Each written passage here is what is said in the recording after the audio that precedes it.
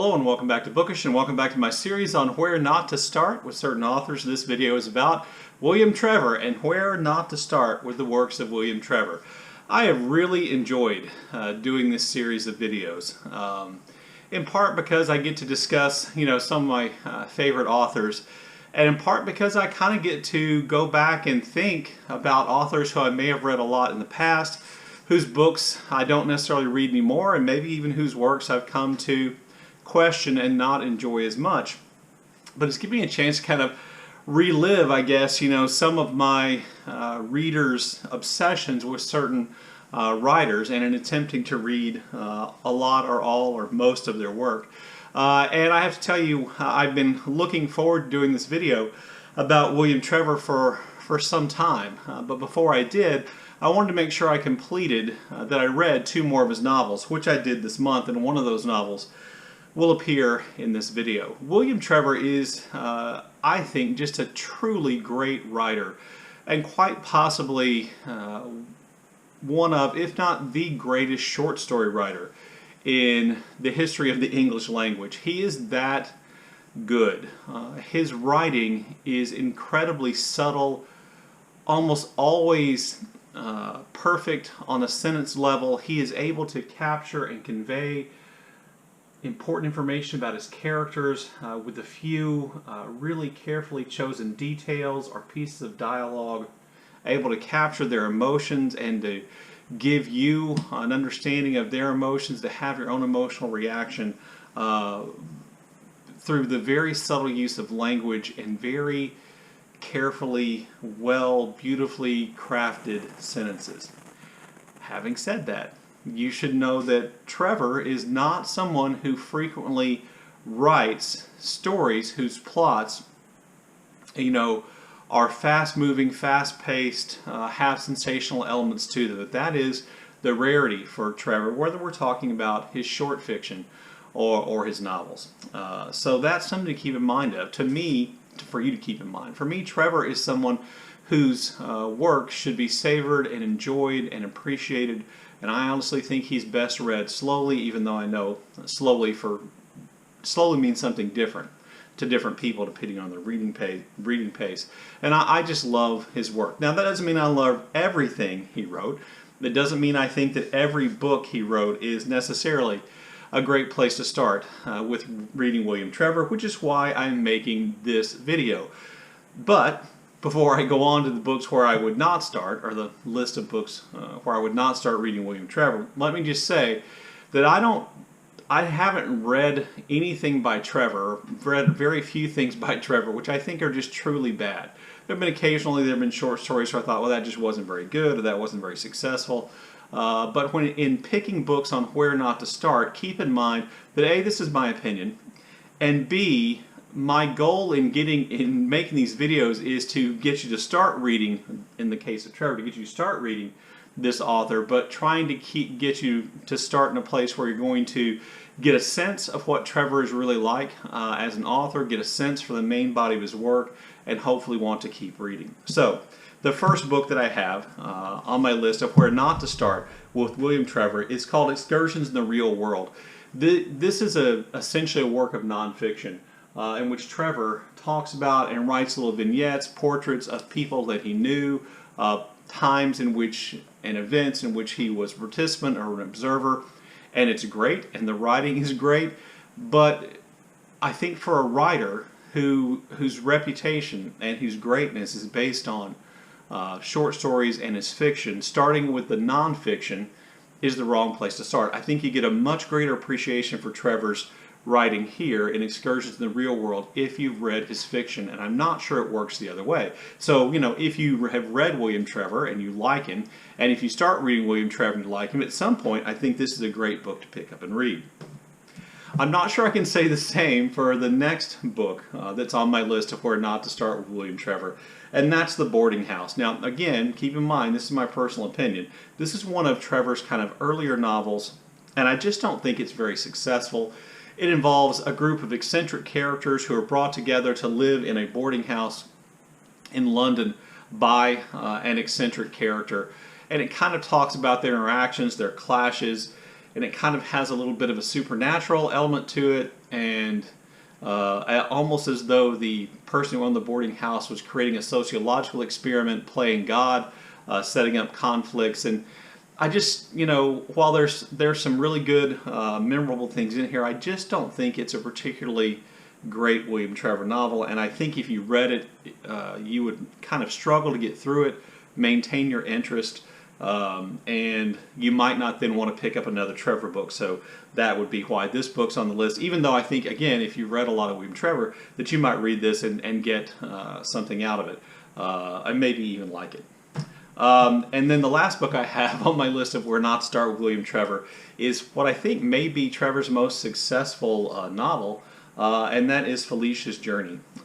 Sometime in the 90s, which is when this book came out, Trevor began to kind of write what I would call semi-thrillers or thriller-adjacent novels, and this book is one of those. And it tells the story of a young woman named Felicia who is pregnant, and she's gone in search of the father of her child. She ends up in a city and become an acquaintance with a man who she comes to learn has become acquainted with several young women in a position similar to hers, and that all of the other young women who've been in that situation, bad things have happened to them.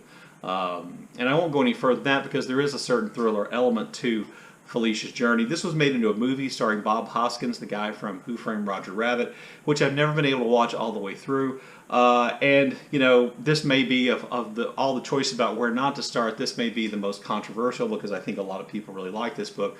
But I put it on my list of where not to start because it is, I think, atypical of Trevor's work on the whole. This kind of thrillerish, kind of noirish, kind of thriller adjacent thing he's done here. It doesn't mean it's a bad book at all. It just, I think if you start here, you might get an impression about Trevor and his books that is not, and his stories and his writing, that isn't reflective of what the main body of his work is about. And again, keep in mind, what I want you to do is to keep reading Trevor. And if you start with Felicia's Journey, you may anticipate that kind of book.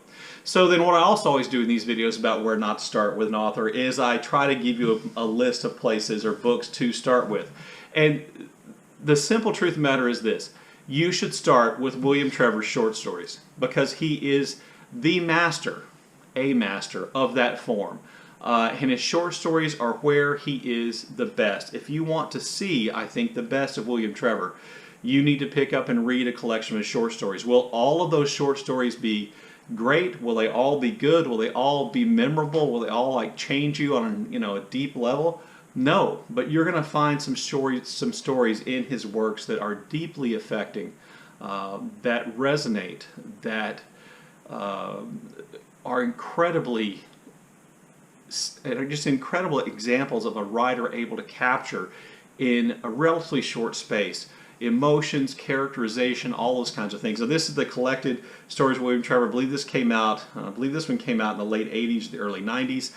Trevor, by the way, an incredibly prolific writer, kept writing even after the 4 or 5 short story collections that are collected here. He continued writing.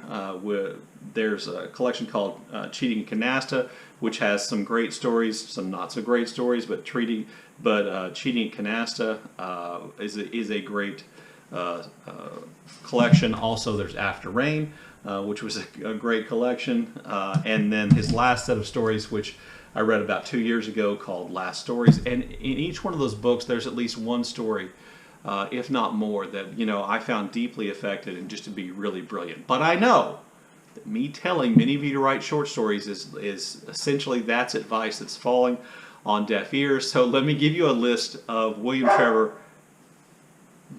Ike wants you to read short stories too. Let me give you a list of William Trevor novels for those of you who insist on starting with novels. Ike!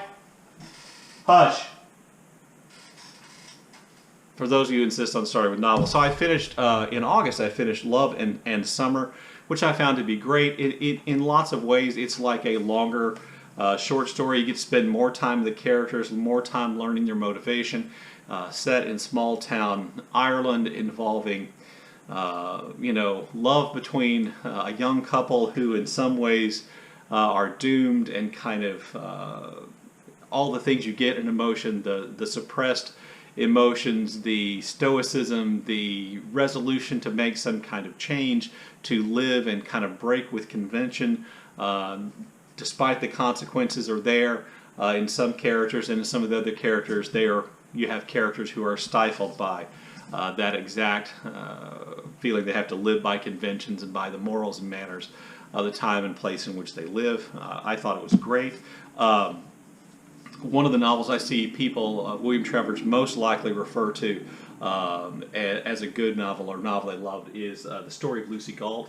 One of the things that Trevor oftentimes addresses kind of indirectly in his work has a lot to do with Irish history, and particularly Irish history around the time of Irish independence and the conflict between Protestants and Catholics there. And you do find elements in some of the stories do deal with issues involving the Troubles later on. There's often a Protestant Catholic undertone to a number of his stories. Oftentimes his characters, well, what's on the cover of my book, oftentimes his characters are Protestant Irish characters, but he is equally sympathetic and great at rendering the Catholics as well. This story involves a fairly affluent Protestant Irish couple in the 1920s who decide to flee from Ireland because of some of the violence going on around them, and they inadvertently, that's not true.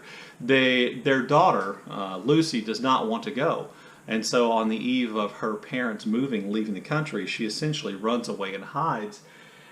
She's able to stay gone and be gone long enough, intentionally or unintentionally, so that her parents eventually decide that she's lost, that she's dead, and they leave the country. And then this is the story about her growing up then, and the way that relationship plays out, and all the kinds of damage that kind of thing would do. And it's a really brilliant novel. And then my ultimate recommendation would actually be to read the first novella in William Trevor's book, Two Lives. The first one of those novellas is reading Turgenev.